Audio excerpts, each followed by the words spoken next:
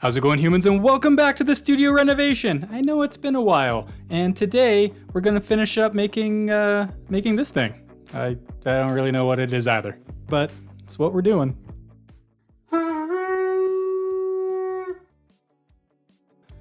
So I know it's been a little while since I put out a video, and I'm sorry about that. Things got busy, but we're back on track now, and it's time to finally finish up the last few videos in this renovation series of, the studio office transformation thing. So as some of you may know, I used to work in the wonderful world of information technology. It is fine. It's one of those places that if you love it, then great, but otherwise it can cause serious, crippling depression. And for an artist, for a creator, for somebody who actually has like a conscious brain and solves problems, definitely not a productive place to be. Now, one of the things you learn working in IT, other than dealing with the lowest common denominator of people, is how important some of the most basic things are, like cord management, cable solutions, and strangely enough, getting your equipment off of the floor. Now, I know that might sound strange, but the amount of times that a place floods and, things are spilled or bumped into, having things on the floor is just a really bad idea. So many bad things happen when it's on the floor. Even if it's like not on a ground floor in a basement, the amount of times I had to deal with flooding on like a second floor, like a 13th floor of a building is kind of crazy. So that's what we're doing today. We're going to take care of actually making a thing to put all of the equipment on, right? It's like a stand of PCs. It's like a PC stand sort of thing, because I just finished up making my desk and I really didn't want to put my PC on this beautiful slab desk. That just wouldn't fit the vibe. It just wouldn't work. And I also don't want to have the monitors sitting on the desktop either. I want to avoid putting as many things on this desk as I possibly can, even though I'm not worried about things happening to it. It's just more that aesthetic look and keeping it looking pretty and magical. Everything floating like magic. Magical floating everythings. That's what we're going for. Okay, so I think that's about enough of the introduction for this video, considering we're probably almost halfway through this build by now. And I should probably talk about what I'm actually doing. So the two big boards that I made are the top and bottom. They're like a shelf. It's like a shelf. So the bottom is where I'm gonna put the power supply and external hard drives and that kind of thing. And then on the top is where the PC is gonna go, and odds and sods and staplers and maybe a pencil holder, that kind of thing. Just random miscellaneous stuffs. So with a bunch of dados cut and even this weird rabbit joinery thing. It's like a rabbited dado kind of mabob, we're gonna call that. I don't know the technical term.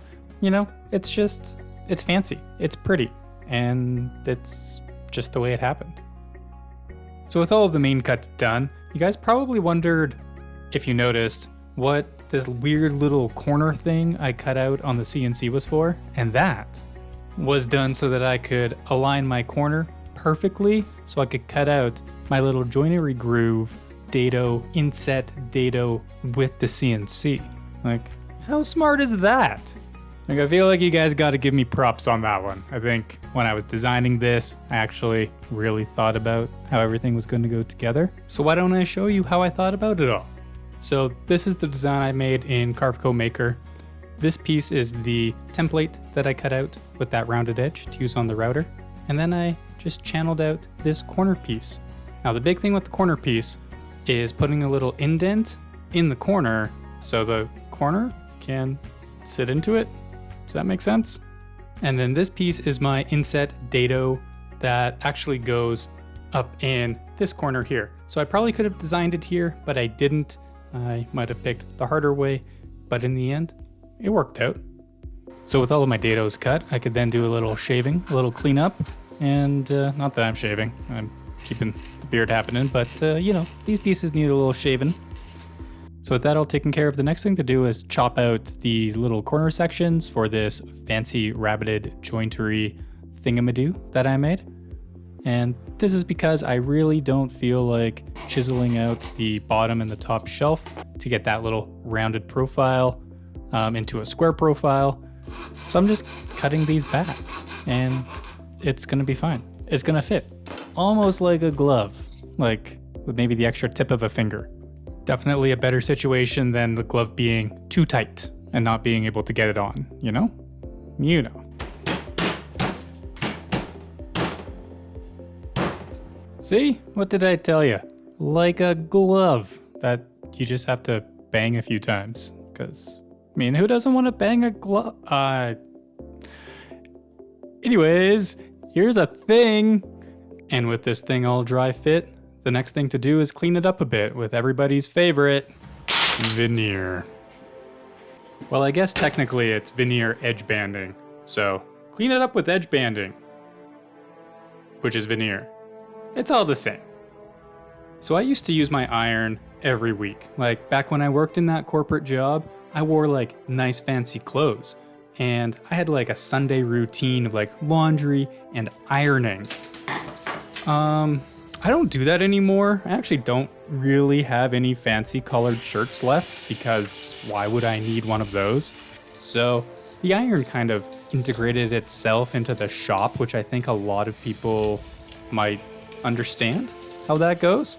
And, you know, so let me know if you're the kind of person that uses an iron more for like edge banding than shirts or pants.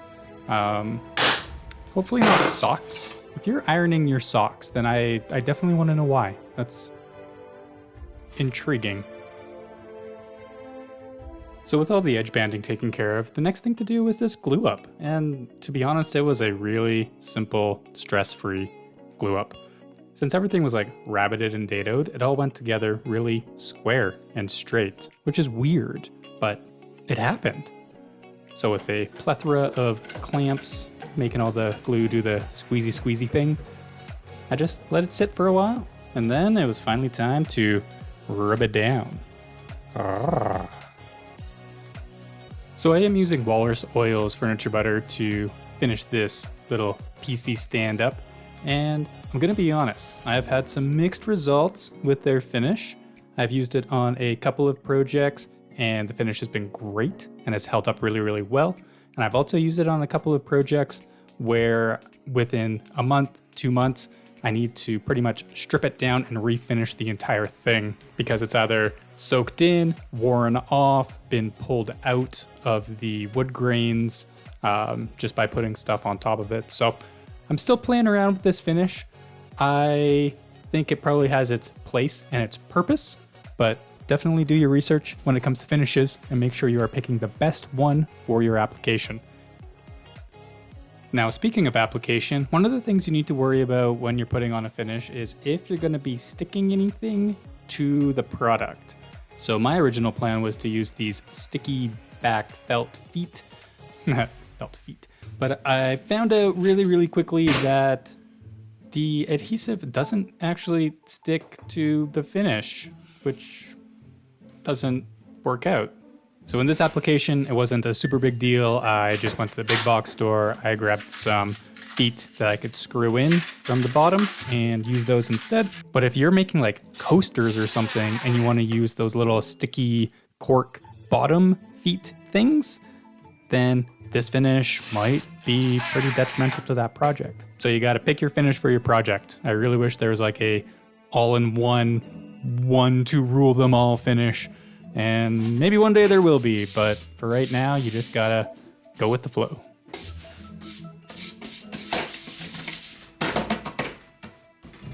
So with the PC stand all finished up, I could slide it under my desk and start to plug everything in.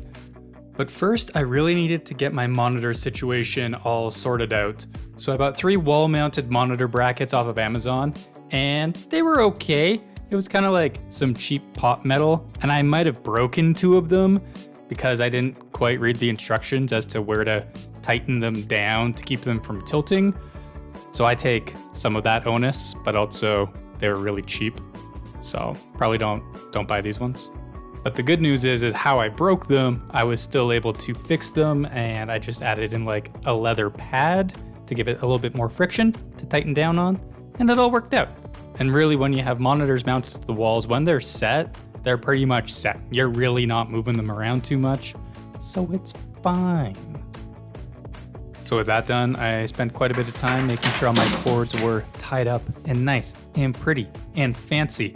And last pro tip, maybe, is don't use zip ties. Don't use zip ties. When you're tying stuff up, no. Velcro. Double-sided Velcro tape. It is gold compared to zip ties. So use that instead. It's way better. And there we have it. Got monitors, got my computer, got everything all set up and ready to go. The next thing I need to do is make a pull-out keyboard tray because I don't want my keyboard up on the desk. So that video is going to be coming next. And then I think we only got one more left in this series, guys. We're almost there. So thanks for sticking around, checking this one out. Hopefully you learned a thing or two, and see you on the next one.